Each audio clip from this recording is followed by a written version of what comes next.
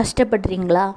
கர்த்தர் சொல்கிறார், சங்கீதம் 81:16, உச்சிதமான கோதுமையினால் அவர்களை போஷிப்பார், கண்மலையின் தேனினால் உன்னை திருப்தியாக்குவேன்.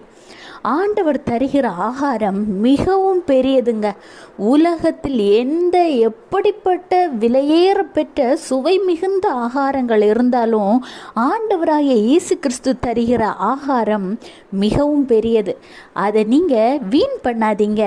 எல்லாத்துக்கும் மேலே உங்களுக்கு கிடைக்கிற ஆகாரத்தை எப்படி சாப்பிடணும், எப்படி மற்றவங்களுக்கு ஷேர் பண்ணணும் அப்படிங்கிறத உங்கள் குழந்தைகளுக்கும் கற்றுக்கொடுங்க. அது மட்டுமல்லாது ஒவ்வொரு அரிசியும் ஒரு மனிதன் அல்ல, பல்வேறு மனிதர்களின் வியர்வை துளி என்பதை உங்கள் குழந்தைகளுக்கும் புரிய வைங்க. Have a blessed day. Jesus bless you.